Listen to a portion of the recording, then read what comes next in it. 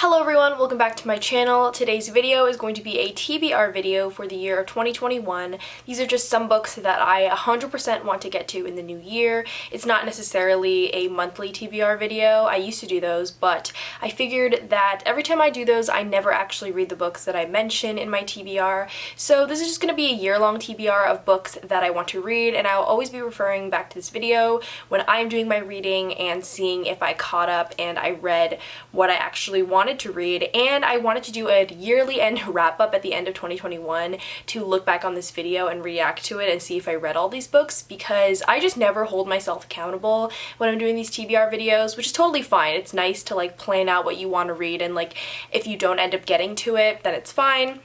I learned in 2020 that I'm a big mood reader, that if I like am excited about a book one day, the next day I can totally be unexcited about it or just like over it and then like DNF it halfway. So I've just learned to be patient with myself and just to appreciate that I am reading even though I'm DNFing. I DNF'd so many books in 2020. Anyways, if you're wondering why I haven't posted a best books of 2020 video, it's not because I don't want to share what my best books of 2020 are. It's just because I didn't read many books in 2020. I read 16 books, which I'm kind of embarrassed to say. I'm still kind of like processing that I didn't read as many books as I wanted to read in 2020.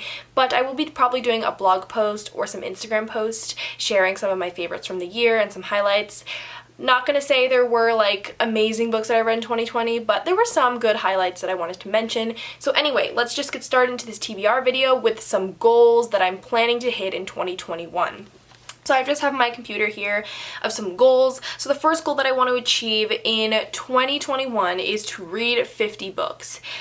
This is going to be a little difficult for me just because I'm in my junior year of college. It's really rough right now. I'm dealing with like all this stuff to find like internships or whatever, and for the past 2 years I've been reading under 20 books, so I'm kind of anxious about having to reach this goal. But as I've told myself many times when going into this new year, it's okay not to reach goals. I have not been reaching my goals for the past 2 years, so I don't know how this year will be any different, but 50 books I think is a good ballpark number of how many books I want to read. I also think I'm getting a pretty good start just based off January. The next goal that I want to reach is having 80% of my read books be from BIPOC authors or diverse authors, own voices, LGBTQ plus authors, and especially with a focus of genres that I read that are like saturated with white authors. So I think like fantasy I want to read a lot of like BIPOC authors, fantasy, like queer fantasy, all that stuff, all that good stuff. So I want like 80% of my read books. Honestly, more would be great, but I know that a lot of the books that I get sent and a lot of the books that I mainly read because like I find out about them through like hype or whatever are by white authors. So yeah, I think that's a pretty achievable goal, especially now with all the books that I've read so far and with the books that I've read in 2020, which were mostly diverse books. And the third and last goal is to read more fantasy. So looking back at my 2020 statistics, I barely read any fantasy. I'm not going to say I didn't read any, but I didn't read any YA fantasy. I barely read adult fantasy. So this is the year of fantasy. I want to delve into fantasy, especially since I took a fantasy creative writing class last year. I don't know why I didn't read more fantasy. I guess I was just writing it and I was kind of over reading fantasy and writing it. So yeah, just to read more fantasy and to read a lot of diverse fantasy, because that to me is honestly the best genre to read about like I don't know, BIPOC authors' take on like fantasy worlds and characters and magic systems and all that. I think it's just beautiful because it's like based off of like their background, and it's just so beautiful, and I don't know, I just love it. So anyway, let's just jump into the books that I'm planning to read in 2021. Okay, so the first books that are on my TBR that I'm going to share is the Broken Earth trilogy by N.K. Jemisin. I only have the first 2 books here because I have had these on my bookshelf for 3 years. I remember when I bought these books, actually, I bought them from Book Outlet. Like, they were super cheap, like $7 on Book Outlet. I don't shop there anymore, but I've had these on my shelf for 3 years, and I've always said I'm gonna read it, I'm gonna read it, I'm gonna read it, and I don't think I didn't read it. I think I didn't read it because I was scared about like the fantasy aspect, because this is adult fantasy. It is very, I would consider it like epic fantasy, high fantasy, so I am so used to reading YA fantasy, which is kind of easy to follow along. I definitely feel like this was a step up for me in that genre, where it was a lot more complex world building, magic systems, all that. So I was terrified of that aspect. I wasn't terrified to read like diverse fantasy. Anyway, I finished the first book, which I will be talking about in my wrap-up. I'm not going to talk about it now, but I'm reading the second book, and let me just tell you, I regret saving these for I mean, I'm reading it now and I'm happy, but I like regret that I didn't pick these up earlier. Essentially, I don't want to give it away just because you should really go into this book like not knowing anything. But essentially, this book follows it follows the story of this woman who comes home to find that her husband has brutally murdered her son and has kidnapped her daughter, and the story kind of follows that as the initial like plot event. And then it just delves into it's so much more than that, but I think that's just a really great way to describe it. And then at the same time all this is happening, basically the end of the world is happening, because this world undergoes what they call seasons, which is basically like devastating events that cause or trigger like the end of the world, or like an apocalyptic event or something like that. I love these books. I would talk about so much more about in my wrap-up, but I feature this in my book about college major book recs. If you are a geology major, you will love this book. It talks so much about the magic is basically steeped in kind of geology and like chemistry and like physics, all that stuff. So I think you'll enjoy it. I loved it so much and I can't wait to talk about it. The next book that I want to read in 2021 is this book. You've seen this in so many of my videos. I feel some sort of way showing this to you again just because I haven't read it yet. This is the year that I'm reading it. I think 2021, we're gonna read this book. Basically, Samantha Shannon, if you do not know, is the author of the Bone Season series, which is my favorite series of all time. Okay, I'm just gonna put that out there. I've decided that the Bone Season series is my favorite series of all time, and I've read all her works now. Like, I've read her little novellas and like the pamphlet, so this is the only unread book of Samantha Shannon that I have not, her published book that I have not read, and that to me is striking. And this is even an ARC. I got this at BookCon way back when, and once again I have not read it because of that fantasy aspect. I'm scared. I am a little chicken when it comes to fantasy because I'm afraid that I won't understand it, and because I won't understand it and it'll be hard to follow along, I won't finish it. So that's just my main fear. I'm not scared about like her writing because I love her writing. I love her characters, her magic system. Oh, I just love everything about Samantha Shannon. So basically, I'm scared of the fantasy aspect. I don't really know what this follows. I kind of want to go into this book not knowing anything, which is how I went into the Bone Season series, and I ended up loving it, because I especially think if I read the synopsis, by the way, the synopsis is a little vague, so like, you know, having a lot of like preconceived notions about like the synopsis or anything will give me a lot of ideas and like just hype myself up. I'm not like overhyping myself up or anything. I'm just knowing that it's Samantha Shannon. I will probably love this book. I might DNF it. I'm just planning for anything at this point. The next book that I want to read in 2021 is Children of Virtue and Vengeance by Tomi Adeyemi. I loved the first book, Children of Blood and Bone. When it came out, I received an early copy of it. I promoted it to its end, and it was one of my favorite books of that year. So I don't know why, technically, I haven't gone to the sequel yet, especially since the book was so good, the first one, that I like basically remember what happened in the first book, and I don't even have to reread it, which is pretty extraordinary for me since I have a short-term memory. When it comes to books, I basically forget what I read after I read it. So this one, and I bought it like a hardcover copy of it and everything, and I was super excited to read it, and I just think I wasn't in the mood for fantasy at the time, especially since this is YA fantasy, and I haven't read YA fantasy in an entire year, so going back to it might be a little different, especially with all the adult fantasy that I'm reading.